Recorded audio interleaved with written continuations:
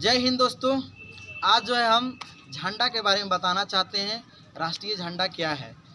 देखिए, हमारा देश को जो आज़ादी जो मिली थी वो 15 अगस्त 1947 ईस्वी को जो है हमारा देश आज़ाद हो गया था। India become free on the 15 अगस्त 1947। हमारा देश जो है 15 अगस्त 1947 ईस्वी को आज़ाद हो गया था।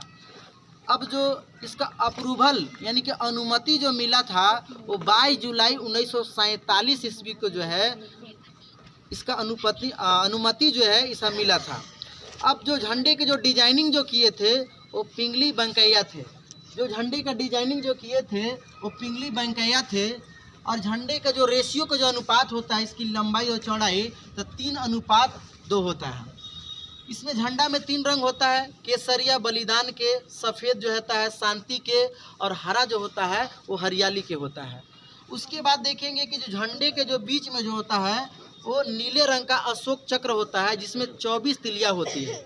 ये 24 तिलिया ये बताती है, मतलब एक दिन में 24 घंटा होता है, 12 घंटा रात और 12 घंटा दिन, कि हमारा देश जो है 24 घंटा जो है आगे की ओर बढ़े, विकास करे, हमारा देश जो है वृद्धि करे। इसका मतलब ये होता है।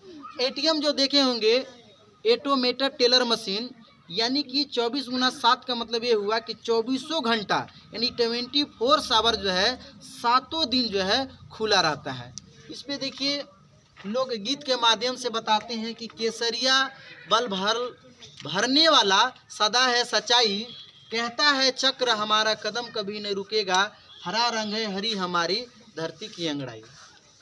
नेशनल जो एंथम होता है जन गण मन होता है, इसका जो लेखक है रविंद्रनाथ टैगोर हैं। प्रथम बार जो है एक कलकत्ता में 1911 ईस्वी में गाया गया था। इसमें जो टाइमिंग जो लगा हुआ था वो 52 सेकेंड लगा हुआ था।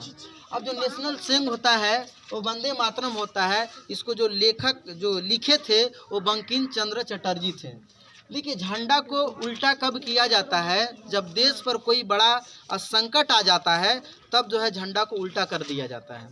जैसे सुनामी आना, भूकंप आना, कोई बड़ा मतलब देश संकट में है तो उस वक्त में झंडा को जो है ऊपर कर दिया जाता है, केसरिया जो है नीचे आ जाता है और जो हरा रंग है ऊपर चला जाता है। और झंडा को झुकाया कब जाता है कि जब हमारे देश के कोई महान व्यक्ति का निधन होता है तब जो है झंडा को झुका दिया जाता है।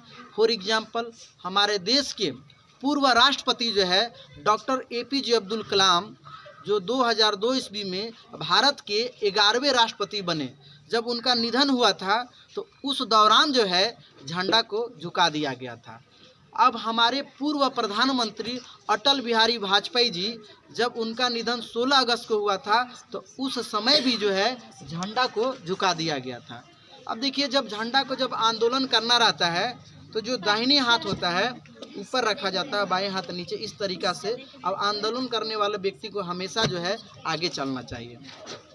अब देखेंगे कि जो लोग जो हैं कभी कभी थक जाते हैं, तो थक जाने के बाद जो झंडा है दाहिने हाथ में कंधा पर ले करके ऐसे रखेंगे, लेकिन इसका भी ख्याल रखेंगे कि झंडा जो है ज़मीन पर जो है नहीं टच होना चाहिए।